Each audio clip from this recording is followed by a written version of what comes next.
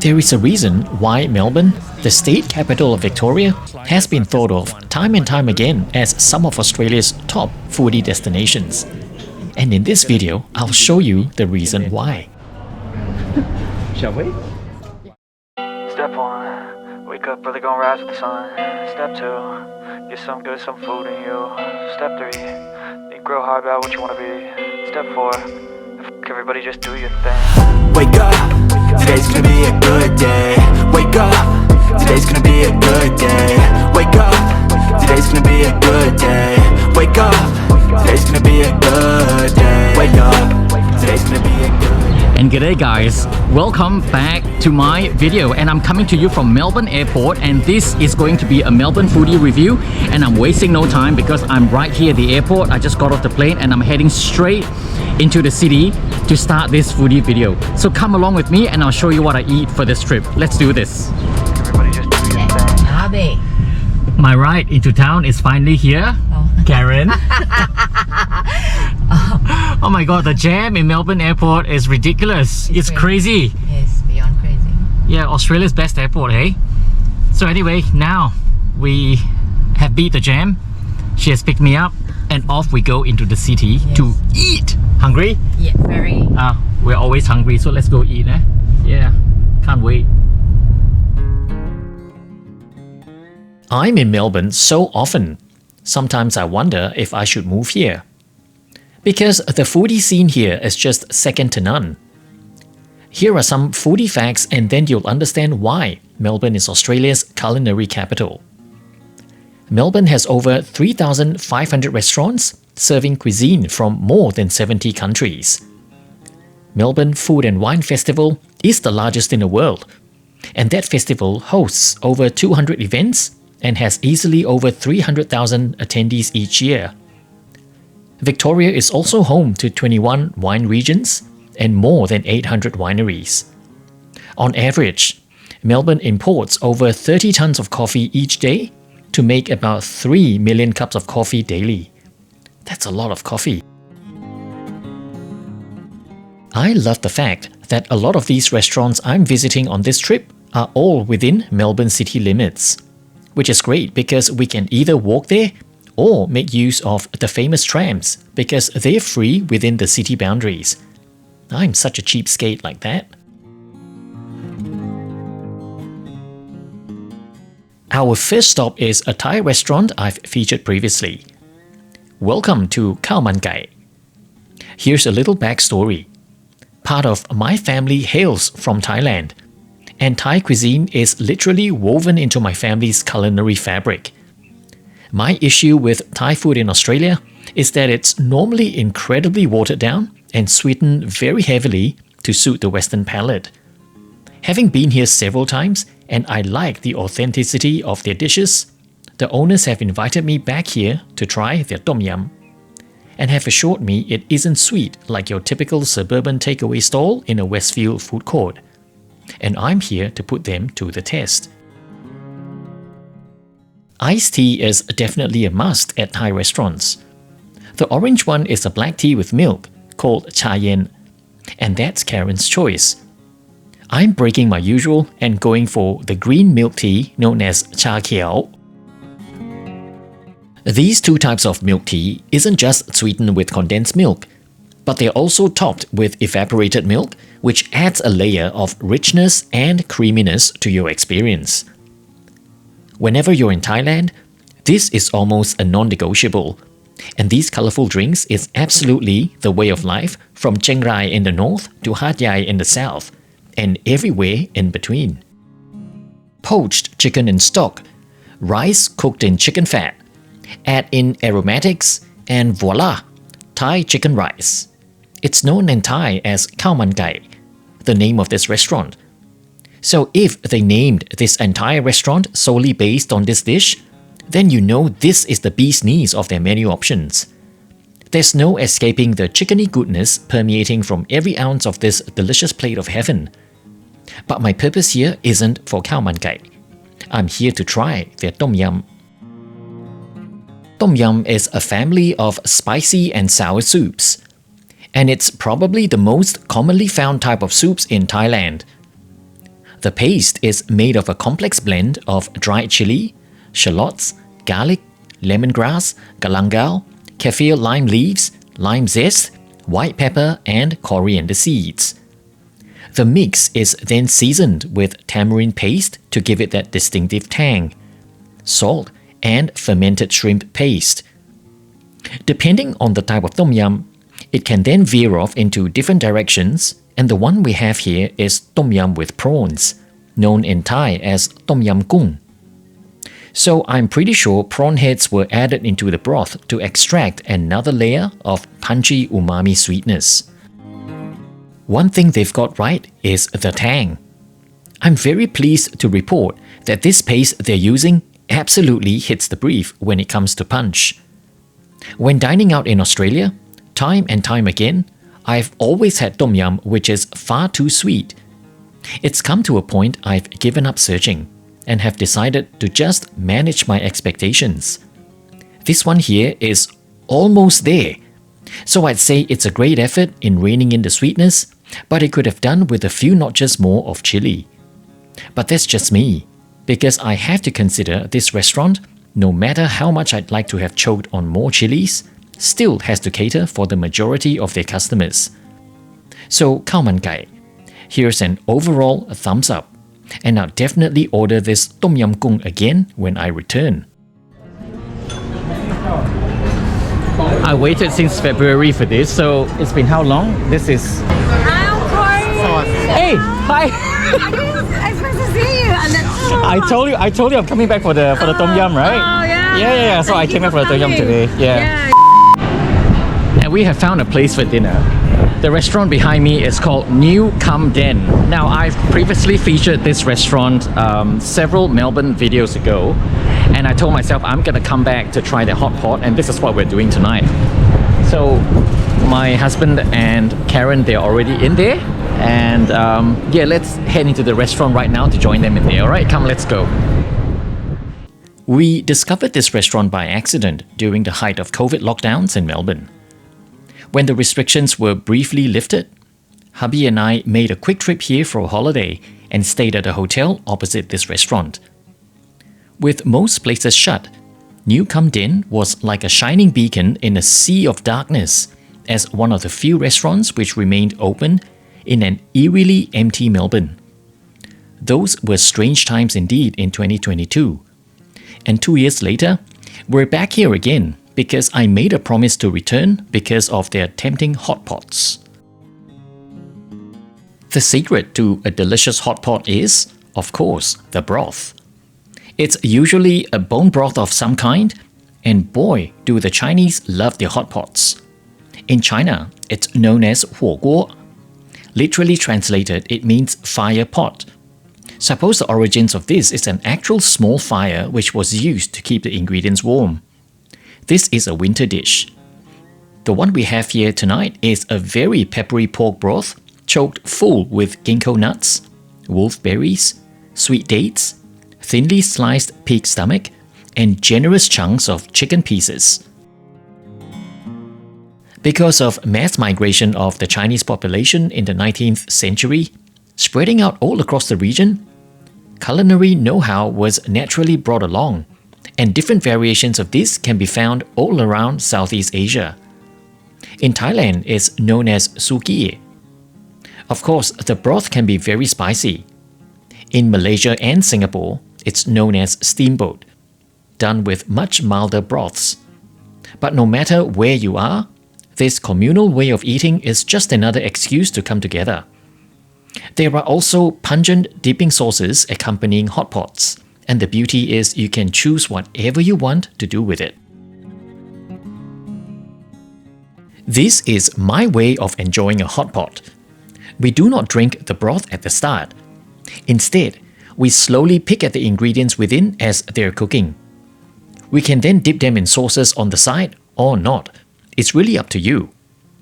As we go along, we can order some more raw ingredients like chicken slices, pork belly, straw mushrooms, so on and so forth. You can continue cooking these condiments in the hot broth as the night goes along.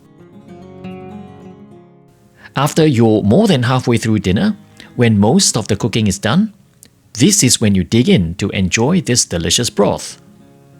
Because of all the other raw ingredients thrown in there to cook, there is now so much flavor in here, it can really slap you in the face.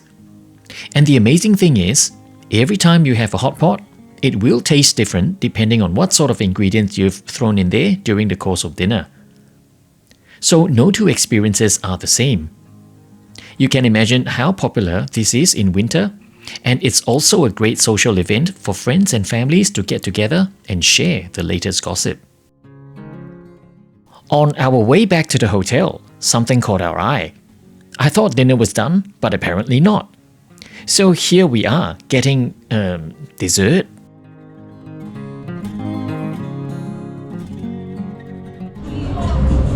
We thought dinner was done, but we're going back to the hotel with slices of pizza.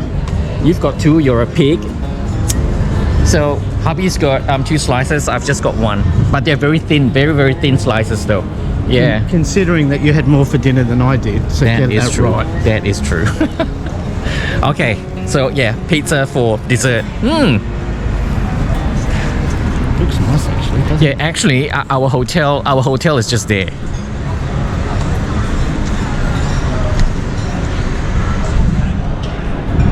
Yeah, so we're at the Sheraton.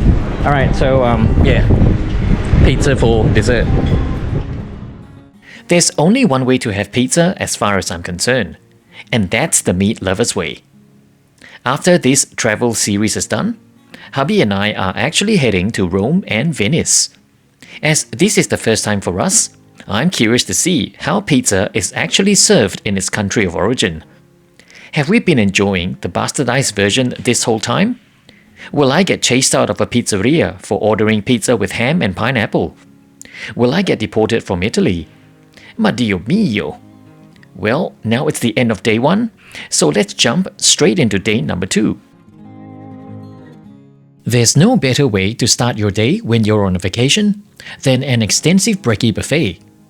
In that respect, Sheraton in Melbourne did not disappoint. However, I still needed to get my coffee fix. And for that, we made a trip to Queen Victoria Market, which is one of the largest and oldest in the country.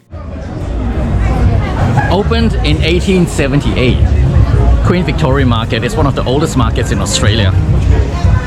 And I absolutely love the atmosphere when I come down here. And of course today the weather's fantastic, so it's just perfect to be walking out in the open to absorb the environment. Very nice. And food. Of course there's a lot of food here. Oh man, look at this. Porchetta. Very nice. We needed to walk off breakfast because by now, I was looking forward to the next destination, which is Carlton. Underbelly Special, Mafia Central, the heart of Italian Melbourne. So we are right here in Little Italy in Carlton. This is just outside of Melbourne City, and you come here really for the Italian food. You've heard of Sushi Mango. They're the 3 funny guys who, make a lot of jokes about their ethnic upbringing, being Italians here in Melbourne. They've actually opened a restaurant. The one you see behind me, it's called Johnny, Vince and Sam's. So we are here to try their food today. So I don't know how it's gonna be because I love Italian food. I really love it because it's full of carbs, it's full of sauce, it's full of flavor. Just the way I like my food, right? So let's head in there to see what the experience is gonna be like. Let's do this. On a Sunday morning, Carlton is normally very quiet. Restaurants are opened for lunch, but it is a peaceful, tranquil, and almost empty environment because I assume people are still hungover from all that eating and drinking the night before. However, the only line forming to get into a restaurant is this one we're in. And here's the kicker. There's no reservations, so you turn up, line up, then get in. If the restaurant is full, you turn up, line up, get to the front, and get put on a wait list, or as Nonna would say, the wait lista. One thing which caught my attention was the type of customers waiting to get in. It was families after families, Italian families to be exact. They all arrived in large groups. So if they think this is good enough for them, it made me more eager to find out what's on the menu. Talk about getting unwavering support from the community. For this restaurant's sake, let's hope this isn't a passing phase. True to their hilarious form, this restaurant is decked out in decoration details to invoke the Italian-Australian home experience of the 70s. Heck, I really have friends who live in homes like that. The floral carpets, the orange-stained glass panels, gaudy statues and vases, and that faded yellow lighting. The back hallway has tacky wooden glass cabinets, striped wallpaper, with heaps of photo frames randomly placed about with no sense of order, just like how it's supposed to be. This space itself is endearing and comical in equal measure. Ultimately, experience-based themed restaurants like this one is always good for a laugh, but the food normally leaves a lot to be desired, and gimmicky experiences are never cheap. But we only live once, and since I've made it all the way here, let's get lunch going. There's no escaping being caressed forcefully like how a nonna would pinch you on your cheeks and say you're too thin and must eat more. This imaginary caress came in the form of Gypsy Kings blasting over the speakers, enhancing the atmosphere even more. Quickly glancing the menu, it seems the items are reasonably priced. My choice of main today was fish from the oven. I'm serious, this was what the menu said, which gave me a little chuckle.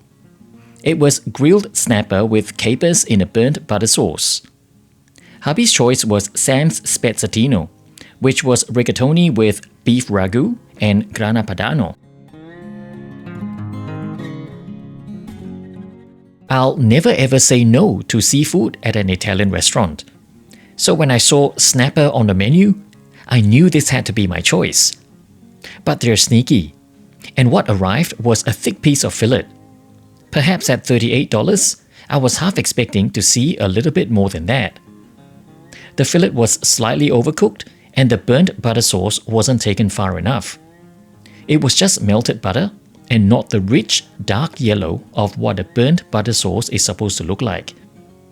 The saving grace was the grilled capers, which were toasted to crispy perfection, and this gave the dish a much-needed lift. Overall though, it was enjoyable, but it could have been so much more.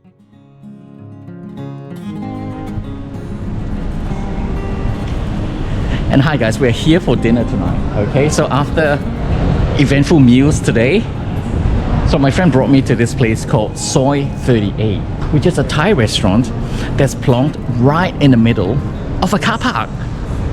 So it's probably one of those hidden gems in Melbourne that's very, very highly recommended. He tells me it's good. And yeah, I really cannot wait to see what dinner is. Yeah, so let's go. Yeah, anyway, there they are, okay? They are gonna be eating dinner with me in there tonight. Shall we? Why not? Okay. I've never been a fan of hoity-toity dining, and really much prefer the raw experiences of street-side cuisine. If you've seen my Bangkok video, you'd know what I mean. However, strict health regulations in Australia means these sort of experiences I yearn for isn't readily available. So we make do with the immersive experience of Soi 38. By golly, from the untamed surroundings of a grotty makeshift car park, bitumen flooring, harsh fluorescent lights, and even a tuk-tuk parked at a corner. This sort of discovery is what makes Melbourne pop. It's like a portal into another world. We've been transported into Bangkok without the dreaded humidity. This lack of pretense is shown in the menu as well. It is simple, no nonsense, and incredibly reasonably priced. In case you're unsure of what you're ordering, there is a QR code for you to scan and photos will appear on your phone. But there's no need for that. So I'm absolutely stoked to order and for the food to be served. But first things first, you should know me by now. With every Thai meal, there has to be iced tea. We begin tonight's dinner with salad, and this is lap mu, which is a minced pork salad. This dish is a staple of the Isan region in Thailand. The salad is seasoned with a punchy assortment of fish sauce, dry chili flakes, lime juice, toasted rice, and raw aromatic herbs to bring it all together. For first-timers, fair warning must be given because this is pungent and spicy. And I can tell you, on this day, I finally found a dish that is so authentically Thai right here in Australia. There was no holding back the chili, and there's none of that diluted whitewashing of a play pretend Neil Perry version at the Qantas Lounge. This is the real kahuna, and it gets a big fat thumbs up. This dish might come off a little off-putting for some. Sai mu tod, or deep-fried pig's intestines. This dish hails from the cooler regions of northern Thailand, and it can be found in almost all dining scenarios. Tonight, we get transported to the streets of the fragrant local markets in Chiang Mai, as biting into these crispy little nuggets of joy invokes very happy memories of my last trip there. Once you get over the icky factor, it's no different from biting into pork crackling, and the accompanying spicy chili dip then completes the whole experience. I dove into Tom Yum earlier on in this video at Khao Man Kai, and I mentioned about different versions of it. And here's one more version, and this is a little creamier because it already has coconut milk mixed into it. It's a seafood version called Tom Yum Thale. This version here is definitely a modern take because the egg yolk getting mixed in is definitely non-traditional. But you know what? It works. Once again, the pungent spice paste of this soup is so well represented here, and together with Khao Man Kai earlier on, it is really a case of Sophie's choice which one I prefer. So if you're looking for an authentic experience with Thai cuisine, I'd say these two restaurants featured in my video will be as close as you're ever gonna get without flying to Bangkok. And no, you won't find the ambiguous red curry with carrots and zucchini at these establishments.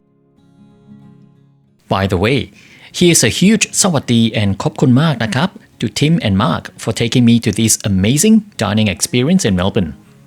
It's really one of a kind and highly recommended. My intention was really to conclude the video there, but I'd like to take you to day number 3 for dessert, because I thought the gimmicky, hilarious disposition was worth a mention. For this, we walk down the famous laneways of Melbourne, and I'm joined by none other than my partner in crime, Karen.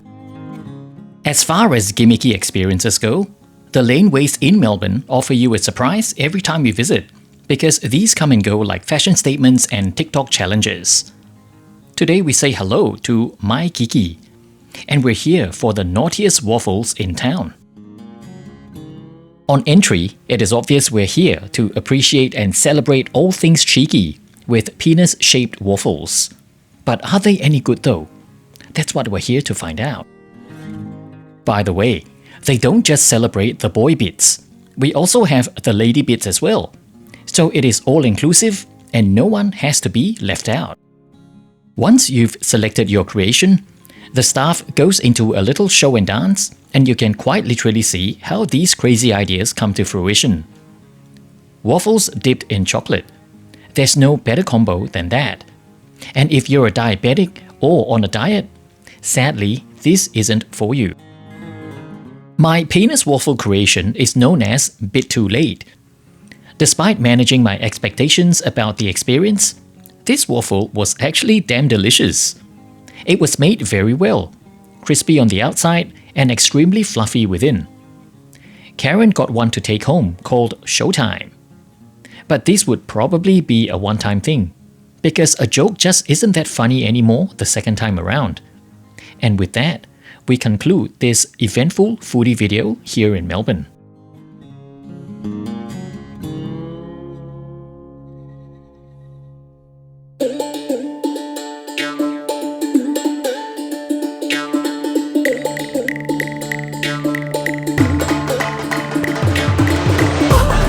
Okay guys, and we are done. That was dessert, so which means we have come to the end of the Melbourne video. So if you followed me all the way until this point, I'd like to thank you for your support, and I've chucked details of my Instagram on your screen right now, so hit me up there and chuck me a follow so you can actually see where am I traveling to in real time. Do you like eating in Melbourne? Leave a comment and let me know what's your favorite. Okay, in the meantime, take care all of you, and I will see you for the next video. Ciao!